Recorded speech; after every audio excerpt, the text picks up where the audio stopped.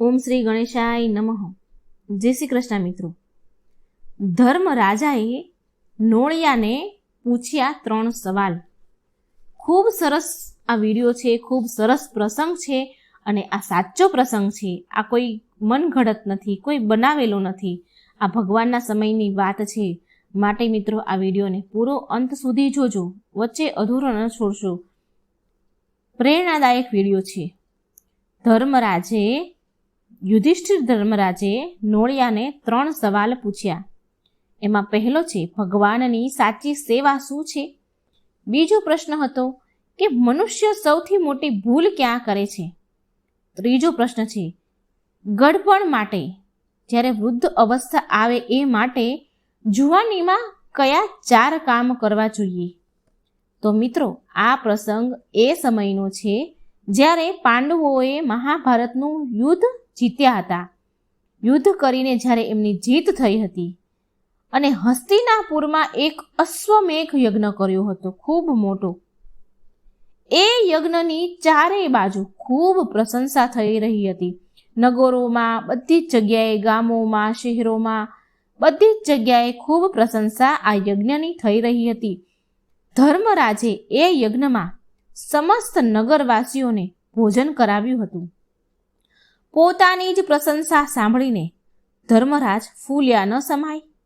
તે પોતાના પર ઘમંડ અને અહંકાર કરવા લાગ્યા અને અભિમાનવશ તેના મુખથી એમ નીકળી ગયું કે જેવો યજ્ઞ મેં કર્યો છે એવો યજ્ઞ ના પહેલાં કોઈ ક્ષત્રિયે કર્યો છે અને ના કોઈ આગળ કરી શકશે.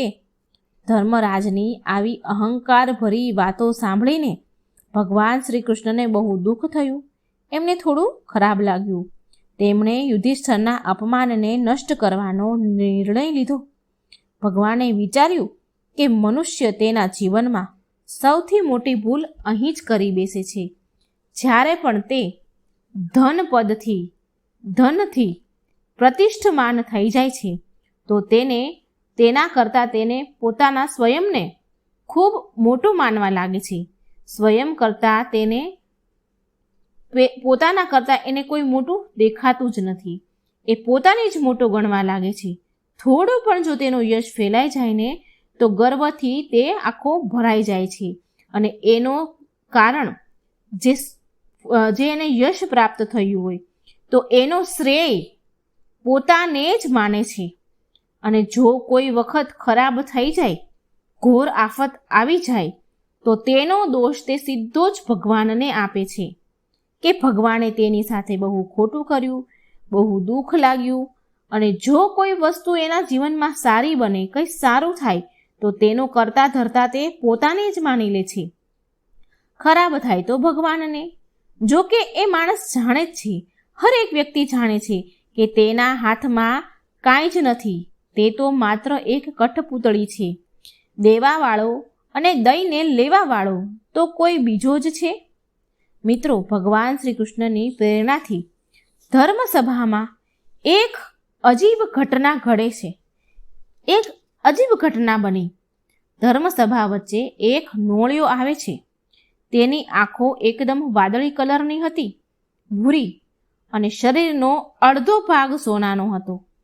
તે નોળિયો ધર્મરાજના દરબારમાં આવીને મનુષ્યની ભાષામાં બોલે છે અને કહેવા લાગ્યો કે હે રાજન, હે યુધિષ્ઠિર ધર્મરાજ, તું કઈ વાત પર આટલી બધી ખુશી મનાવી રહ્યો છે? તારો આ યજ્ઞ કુરુક્ષેત્ર નિવાસીના એક બ્રાહ્મણના શેર દાળ બરાબર પણ નથી, શેર જઉં બરાબર પણ જેટલું પણ દાન તારા આ યજ્ઞનું નથી. મિત્રો, નોળિયાની વાત સાંભળીને દરબારમાં સન્નાટો છવાઈ ગયો. બધાને બહુ આશ્ચર્ય થયું. સભામાં બેઠેલા સમસ્ત બ્રાહ્મણ અને ક્ષત્રિયો નોળિયાને ઘેરીને પૂછવા લાગ્યા કે હે ભક્ત, આ અમારા યજ્ઞમાં સાધુ પુરુષોનો સમાવેશ થયો હતો અને ઋષિ મુનિઓએ યજ્ઞ કર્યો હતો. તો પછી કયા આધારે અમારા આ યજ્ઞની નિંદા કરી રહ્યો છે? તો જોકે ચારેય બાજુથી નગરવાસીઓ બધા જ લોકો આ યજ્ઞના ગુણ ગાન ગાતા નથી ધરાતા. ચારેય બાજુ આ યજ્ઞના ગુણ ગવાઈ રહ્યા છે અને અમે તો શાસ્ત્રોના ન્યાય અનુસાર જ પ્રત્યેક કર્તવ્યનું પાલન કર્યું છે. યજ્ઞમાં પૂજનીય જનોની વિધિવત પૂજા કરી છે, અગ્નિમાં મંત્રો સાથે આહુતિ આપી છે, દેવા યોગ્ય વસ્તુઓનું દાન પણ આપ્યું છે. તો પછી તમને એવી તો કઈ વસ્તુ જણાવે છે, કઈ વસ્તુ એવી લાગી કે તમે ભરી સભામાં યજ્ઞની નિંદા કરી રહ્યા છો? ધર્મરાજ અને ઋષિઓ આવું આ નોળિયાને પૂછે છે. આટલું સાંભળતા તે નોળિયો બોલ્યો કે હે ઋષિવર, હે ક્ષત્રિયો, મેં આ વાત ખોટી અને ઘમંડમાં આવીને નથી કરી, પણ પૂરા હોશમાં કહી છે. હું પૂરા ભાનમાં કહું છું કે તમારો યજ્ઞ એક આ ધર્મ ક્ષેત્રના, આ કુરુક્ષેત્રના બ્રાહ્મણના શેર જવ બરાબર નથી, શેર ડાળ બરાબર આનું પુણ્ય નથી તમારા યજ્ઞનું. સાંભળો, તમને હું એટલા માટે કહું છું કે મારી પાસે એનું કારણ છે. શું કારણ છે એ ઘટના હું તમને સંભળાવું છું. નોળિયાએ કહેવાનું ચાલુ કર્યું. સાંભળો, હું તમને એક ઘટના કહું છું જે મારી સાથે ઘટી છે. થોડા દિવસ પહેલાંની હું વાત કરું છું કે કુરુક્ષેત્રમાં એક ગરીબ બ્રાહ્મણ તેના પરિવાર સાથે રહેતો હતો. બ્રાહ્મણ અત્યંત નિર્ધન હતો. ભિક્ષા માંગીને જ તેના પરિવારનું પાલન પોષણ કરતો હતો અને ભગવાનનું જપ તપ કરતો હતો. તે રોજ છઠ્ઠા ભાગનું, આખા દિવસમાં જે ખાઈએ એ છઠ્ઠા ભાગનું ભોજન એ બ્રાહ્મણને માંડ મળતું હતું. આખો દિવસ ન મળે એટલું છઠ્ઠા ભાગનું ભોજન એ એના પરિવાર સાથે બેસીને રોજ ખાતો હતો. એટલો બધો ગરીબ, ભિક્ષા માંગે તો માંડ મળે અને એટલું ખાય. જો કોઈ વાર તેને ભિક્ષા ન મળે, અન્ન ન મળે તો બીજા દિવસે એને મળે તો ખાય, નહીં તો નહીં. 2-3 દિવસ સુધી ભૂખ્યા રહે. એક વાર તો ભયંકર અકાળ પડ્યો. બ્રાહ્મણના ઘરે તો ખાવાના ફાફા પડી ગયા. બ્રાહ્મણના પરિવારમાં 4 લોકો હતા. બ્રાહ્મણ, તેની પત્ની, તેનો પુત્ર અને એની પુત્રવધુ, એમ 4 લોકો રહેતા હતા. એકવાર ભયંકર અકાળ પડ્યો. બ્રાહ્મણના ઘરે તો ખાવા માટે અન્નનો દાણો નહીં, એક દાણો નહીં. પૂરા નગરમાં કાળ પડ્યો એટલે ખેતરો પણ સુકાઈ ગયા, અન્ન સુકાઈ ગયા હતા. માટે તે ભિક્ષા માંગવા પણ જાય ને તો એ બિચારાને ભિક્ષા પણ ન મળે. એ થોડું પણ ખાય, દિવસના છઠ્ઠા ભાગનું ખાય ને એટલું પણ એને કંઈ મળે નહીં. રોજ દિવસના છઠ્ઠા ભાગનું ભોજન ન મળે. આખો દિવસ એ ભૂખ્યો જ ફરે, ભૂખ્યું જ રહેવું પડે. પરિવારના બધા જ લોકો ભૂખ્યા રહી જતા. ભિક્ષા મળે તો ખાય ને, મળે જ નહીં તો શું ખાય? આમ ઘણા દિવસ એ લોકોએ ભૂખ્યા નીકાળ્યા. એક દિવસ બપોરના સમયે ભૂખ અને ગરમી સહન કરતા કરતા અન્ન શોધવા ઘરથી બહાર નીકળી ગયો. ફરતા ફરતા ઘણો સમય નીકળ્યો. ભૂખ અને ગરમીથી તે આકુળ વ્યાકુળ થઈ ગયો હતો, પણ તેને ક્યાંયથી પણ અન્નનો દાણો ન મળ્યો. બધા દિવસની જેમ બ્રાહ્મણનો એ દિવસ પણ એવો જ ગયો. તે દિવસે પણ એ બ્રાહ્મણ અને પરિવાર ભૂખ્યો જ રહી ગયો. ધીરે ધીરે એની પ્રાણ શક્તિ હવે નબળી પડવા લાગી. શારીરિક રીતે એ નબળો પડી ગયો. એક દિવસ તેને શેર જવ ક્યાંકથી મળ્યા. કોકે એને શેર જવ આપ્યા. તે જવનું તેણે પીસીને તૈયાર કર્યા અને નિયમ અનુસાર તેણે પહેલાં તો અગ્નિમાં આહુતિ આપી અને પછી પરિવારમાં થોડા થોડા જવ વહેંચી લીધા. આજે તેના પરિવારને અને તેને કેટલાય દિવસ પછી શેર જવ જેટલું અન્ન મળ્યું અને એને જમવાનું સૌભાગ્ય મળ્યું હતું. હજી તો ભોજન કરવા એ બેઠા જ હતા. બ્રાહ્મણ અને એનો પરિવાર હજી તો ભોજન કરવા માટે બેઠા જ હતા. અન્ન હજી એટલું વહેંચી રહ્યા હતા. તો એટલામાં તેના દ્વાર પર એક એના કરતાં પણ વધારે ભૂખ્યો, એના કરતાં પણ કફોડી હાલતવાળો એક ભૂખ્યો બ્રાહ્મણ આવી ગયો, જેની બહુ દયનીય દશા હતી. ભૂખથી તેની હાલત બહુ ખરાબ હતી. આંખો ઊંડી ઊંડી ચાલી ગઈ હતી. તેના દ્વાર પર આવીને ભોજન માટે એ કરગરવા લાગ્યો. ભિક્ષા આપો, અન્ન આપો, બહુ ભૂખ્યો છું, એમ એકદમ કરુણ અવાજમાં એ કરગરવા લાગ્યો. બ્રાહ્મણે જ્યારે તેના દ્વાર પર ભૂખ્યો ભિખારીને જોયો તો વિચારવા લાગ્યો કે ભૂખ્યો ભિખારી બ્રાહ્મણ છે, મારા દ્વાર પર એક આશા લઈને આવ્યો છે. આ તો મારો અતિથિ કહેવાય અને અતિથિનો સત્કાર કરવો એ મારો ધર્મ છે. બ્રાહ્મણનું હૃદય પીગળ્યું. બ્રાહ્મણનું હૃદય ખુશીથી ખીલી ઉઠ્યું. તે તેના ભોજનની જગ્યાએથી ઊભો થઈ ગયો અને તે જે બ્રાહ્મણ અતિથિ માંગવા આવ્યો હતો, જે ભિખારીનો જ વેશ હતો, તે આવ્યો હતો, તેને જઈને પ્રણામ કર્યા અને તેના હાલચાલ પૂછ્યા.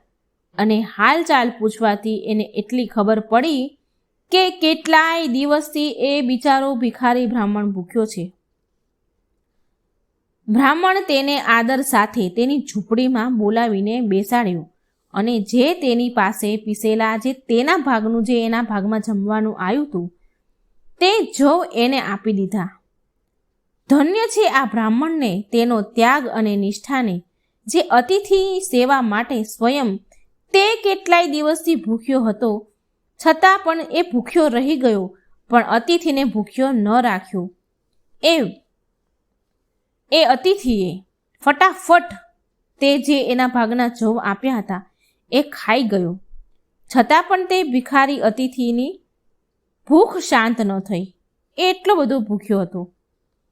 બ્રાહ્મણે જોયું કે અતિથિ દેવ મારા ભાગના જવથી ભોજનથી પણ હજી ખાધા પછી પણ હજી ભૂખ્યા છે. બ્રાહ્મણ વિચારવામાં પડી ગયો, અરે હવે આને હું કયા પ્રકારે સંતુષ્ટ કરું. હવે બ્રાહ્મણની પત્નીએ જોયું કે તેના પતિ ચિંતામાં છે, એટલે તેના પતિને ઉદાસ જોઈને તેણે પણ તેના ભાગના જવના ખાધા. તેણે ઉઠાવીને તેનો ભાગ પણ તેના પતિને આપી દીધો કે લ્યો, આને પણ અતિથિને ખવડાવી દો. મિત્રો, તેને પતિવ્રતા સ્ત્રીની વાત સાંભળીને એ બ્રાહ્મણે, પતિવ્રતા એની પત્ની હતી, આ વાત સાંભળીને એ બ્રાહ્મણે તેની પત્નીને કહ્યું કે કલ્યાણી, તું ધન્ય છે કે અતિથિના સેવા હેતુ સ્વયં ભૂખી રહી ગઈ. હું તમને એટલા માટે હું ન કહી શક્યો, તમારી પાસેથી તમારા ભાગનું હું અન્ન એટલા માટે ન માગી શક્યો કે મારી સ્ત્રીની રક્ષા કરવી અને તેનું પાલન પોષણ કરવું એ તો પશુઓનું પણ કર્તવ્ય છે. તો હું તો મનુષ્ય છું. આ તો મનુષ્યની તો વાત જ શું. પુરુષ થઈને પણ જો સ્ત્રીથી તેનું પાલન પોષણ કરવું એ મનુષ્ય ન કરે. અમુક હોય છે કે જે પુરુષ થઈને પણ સ્ત્રીનું પાલન પોષણ નથી કરતા, તો એવા મનુષ્ય નિંદાને પાત્ર છે. પુરુષ થઈને પણ જો સ્ત્રીનું પાલન પોષણ ન કરી શકે તો એ મનુષ્ય નિંદા પાત્ર છે. આવા મનુષ્ય ઉજ્જવળ કીર્તિથી ભ્રષ્ટ થઈ જાય છે. એને કીર્તિ નથી મળતી અને તેને ઉત્તમ લોકની પ્રાપ્તિ પણ નથી થતી. કહેવાય છે કે ધર્મ, અર્થ, કામ સંબંધિત કાર્ય, સેવા, વંશ પરંપરાગતા અને રક્ષા અને આપણા ધર્મનું અનુષ્ઠાન, આ બધું જ સ્ત્રીથી જ થાય છે. સ્ત્રી રક્ષાથી જ થાય છે. જો પુરુષ સ્ત્રીની રક્ષા કરવામાં અસમર્થ છે એ સંસારમાં નિંદાને પાત્ર છે અને પરલોકમાં નરકમાં જાય છે. બ્રાહ્મણ બોલ્યા કે તમારા પાલન પોષણ કરવું એ મારું કર્તવ્ય છે, તો તમારા ભાગનું અન્ન, તમારા ભાગનું ભોજન હું આ અતિથિને કેવી રીતે આપી દઉં. મિત્રો, તેના પતિની વાત સાંભળી બ્રાહ્મણી બોલી કે સ્વામી, આપણા બંનેનો ધર્મ અને અર્થ એક જ છે. જો તમે ભૂખ્યા રહેશો, તમે રહી શકો છો, તો હું પણ રહીશ. મને કંઈ તકલીફ નથી. તમારા ભૂખ્યા હોવા છતાં પણ જો હું ભોજન કેવી રીતે કરી શકું. મિત્રો, પત્નીના કહેવાથી બ્રાહ્મણે તેના ભાગનું અન્ન ભોજન પણ તે અતિથિને આપી દીધું. અતિથિએ પણ એની પત્નીના ભાગનું ભોજન પણ ખાઈ લીધું. હજી પણ અતિથિની બ્રાહ્મણની ભૂખ શાંત ન થઈ. બ્રાહ્મણ ફરી ચિંતામાં પડી ગયો કે હવે હું શું કરું, હવે આને હું કેવી રીતે સંતુષ્ટ કરું. મિત્રો, એટલામાં બ્રાહ્મણના પુત્રએ પણ તેના ભાગના જવ આપી દીધા. ખાધા નહીં અને તેના પિતાને આપ્યા અને બોલ્યો, પિતાજી, આ મારા ભાગનું ભોજન પણ આ અતિથિને જ ખવડાવી દો. હું પાણી પીને ચલાવી લઈશ. પુત્રનો ત્યાગ જોઈને પિતા બ્રાહ્મણને બોલ્યો કે બેટા, તું 1000 વર્ષનો થઈ જઈશ ને તો પણ મારા માટે તું બાળક જ રહીશ. પિતા પુત્રને જન્મ દઈને પોતાને આભારી માને છે. હું જાણું છું બાળકોની ભૂખ પ્રબળ હોય છે, અતિ તીવ્ર હોય છે. હું તો ગરડો છું, ભૂખ્યો રહી પણ થોડા દિવસ મારા નીકાળી લઈશ, હું રહી જ લઈશ. ગરડો હોવાને કારણે મને ભૂખ પણ ઓછી લાગે છે, પણ તું તો હજી નાનો બાળક છે. તું આ ભોજન ખાઈ લે, તારા પ્રાણની રક્ષા કર. મિત્રો, બ્રાહ્મણ પુત્ર બોલ્યો, પિતાજી, હું તમારો પુત્ર છું અને પુત્ર પિતાની જ આત્મા સમાન હોય છે.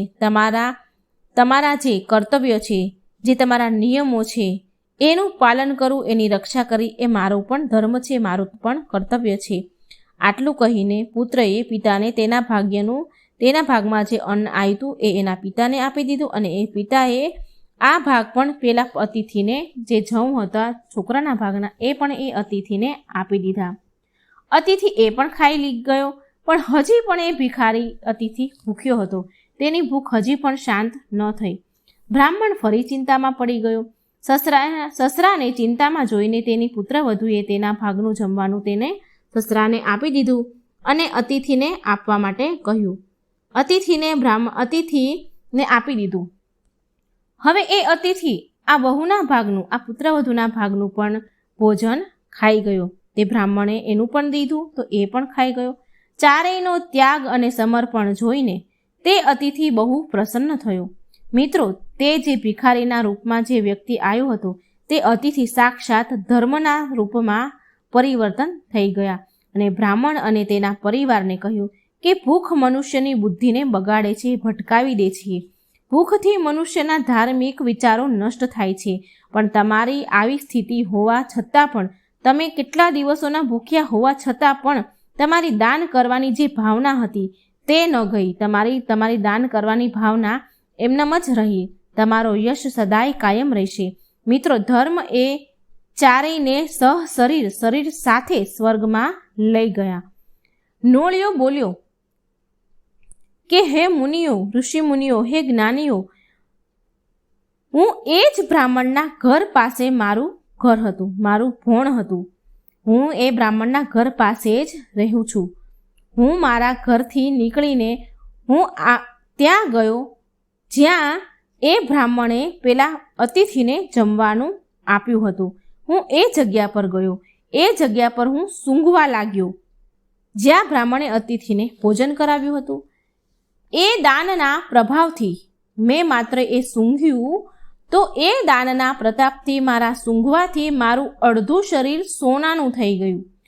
અડધું શરીર તો મારું સોનાનું મને મળી ગયું અને એ મેળવાની ખુશી તો મને બહુ થઈ.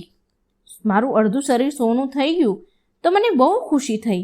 પરંતુ મને મારું આખું એ શરીર સોનાનું બની જાય એવી મારી ઈચ્છા છે. માટે હું અડધું શરીર થઈ ગયું છે અને અડધું શરીર સોનાનું બનાવવા માટે હું ફરી રહ્યો છું કે કોઈ પણ જગ્યાએ આવું દાન થયું હોય, આવું પુણ્ય થયું હોય તો મારું આખું એ શરીર હું સૂંઘું તો સોનાનું થઈ જાય. હું કેટલાય યજ્ઞ સ્થળો પર ગયો, ત્યાંની જગ્યાને સૂંઘી, પણ હું પૂરો સોનાનો ન બની શક્યો. જ્યારે મેં લોકોના મોઢે એવું સાંભળ્યું કે ધર્મરાજે બહુ વિશાળ યજ્ઞ કર્યો છે, તો હું આ યજ્ઞની પ્રશંસા સાંભળીને અહીં ચાલ્યો આવ્યો કે કદાચ અહીં હું સોનાનો બની જાઉં, અડધો છું તો અડધો બીજો સોનાનો થઈ જાઉં. પણ અહીં આવીને પણ હું પૂરો સોનાનો ન બની શક્યો. મેં એ યજ્ઞની જગ્યા પર હું સૂંઘીને આવ્યો, પણ છતાંય હું સોનાનો ન બન્યો. માટે હું હસીને બોલ્યો કે આ યજ્ઞ બ્રાહ્મણના શેર જવના દાન બરાબર પણ નથી. જો આ યજ્ઞ વાસ્તવમાં એ યજ્ઞથી શ્રેષ્ઠ હોત ને તો સોનાનું હું આખોય બની જાત. નોળિયાની વાત સાંભળીને ધર્મરાજનું માથું નીચું નમી ગયું.